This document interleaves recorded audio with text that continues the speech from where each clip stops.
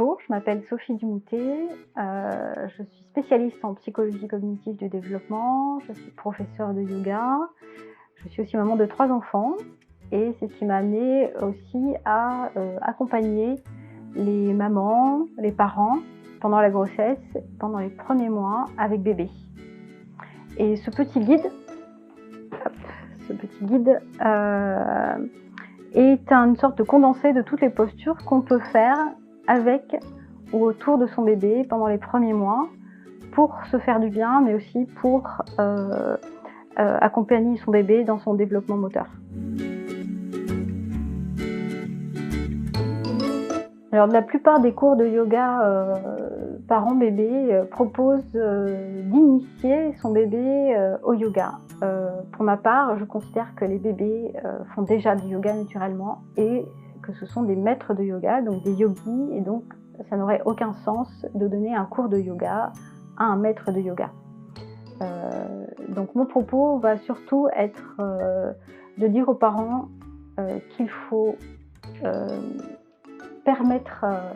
à l'enfant de développer sa motricité naturelle, d'une part, donc le prendre dans les bras de telle sorte qu'il puisse développer ses propres compétences, ses propres capacités qui sont déjà là, qui sont déjà présentes, et qu'on n'a pas besoin d'en rajouter, mais et surtout de faire du yoga soi-même,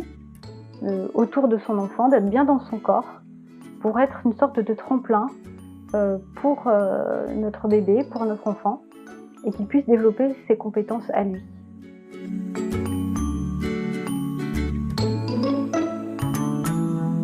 Je dirais que c'est plutôt d'abord d'être yoga, c'est-à-dire d'être nous-mêmes avec notre enfant, quelqu'un qui soutient les postures naturelles de son enfant. Et c'est pas vraiment que l'enfant va faire du yoga, mais plutôt il va étirer son corps, étirer son dos, dans la manière de le changer, d'être avec lui au quotidien, de le poser au sol, de le prendre dans les bras, de l'endormir. Il y a une façon d'être avec lui qui va lui permettre d'être bien dans son corps, d'être comme un petit yogi, d'être positionné de telle sorte que son dos soit pas tassé, de telle sorte que sa digestion soit facilitée, de telle sorte que la manière dont il est positionné, par exemple quand on le change, ça va l'aider aussi à tourner et à rouler plus tard sur un tapis. Et donc d'encourager sa motricité naturelle et surtout ne pas l'entraver. C'est la chose la plus importante, c'est faire en sorte que la manière dont on prend un enfant, on prend un bébé dans ses bras, c'est libérer sa motricité, libérer sa vision et lui donner les possibilités de se développer à sa manière.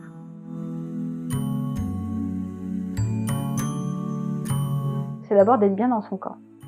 Déjà lui-même, d'avoir une assise, d'être le tremplin de son bébé, afin que son enfant sente que son parent est bien dans son corps. Et puis surtout, le parent va changer de vue, de vision, de point de vue sur son enfant, plutôt que de penser qu'il doit lui apprendre à faire du yoga, lui-même va se dire mais je dois me faire du bien, je dois être bien dans mon corps pour pouvoir bien porter mon bébé dans mes bras. Et ce faisant, l'adulte va éviter de se faire mal au dos, il va bien se positionner, il va se mettre au sol avec son enfant et la façon d'interagir avec son bébé va du coup changer la donne. L'enfant ne se dit pas tiens, je dois faire du yoga, mais tiens, ça va améliorer l'interaction entre le parent et l'enfant et rendre les choses beaucoup plus simples. On n'a pas besoin d'apprendre à son enfant à faire du yoga. C'est nous qui devons être bien dans notre corps pour que notre enfant puisse développer à son tour une motricité naturelle, une intuition du corps. Il prendra appui sur vous, il prendra modèle aussi sur vous.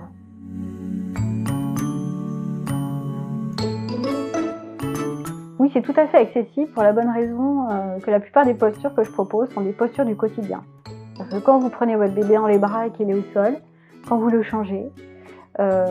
quand vous le surveillez au parc, quand vous ramassez des jouets, quand vous avez envie d'interagir avec lui et de jouer avec lui, ce sont des choses qu'on fait tout à fait naturellement en permanence quand on est avec un bébé. Et donc le but, c'est pas tellement de faire du yoga des postures figées, mais au contraire des postures qui viennent s'inscrire complètement dans notre vie quotidienne, dans nos gestes de tous les jours, dans la façon de prendre l'enfant dans les bras, dans la façon d'interagir avec lui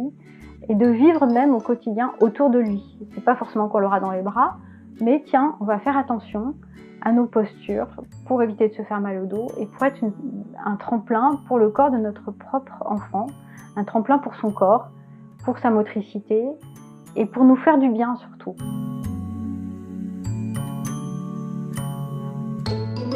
Cette posture, vous la trouverez à peu près au milieu du livre. C'est une posture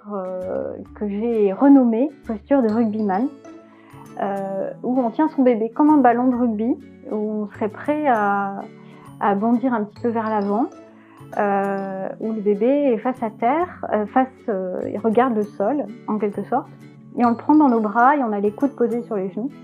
Et on peut jouer, s'amuser à l'amener près du sol et puis le détacher du sol, le remettre près de nous. Et c'est une posture qui nous permet d'étirer notre dos, de bien se positionner et de jouer avec notre bébé comme s'il était en train de nager, parce que je considère les bébés un petit peu comme des bébés nageurs, on va dire. Et le mettre dans cette position, ça lui permet de s'amuser, d'être suspendu au-dessus du sol sans avoir les contraintes de la gravité.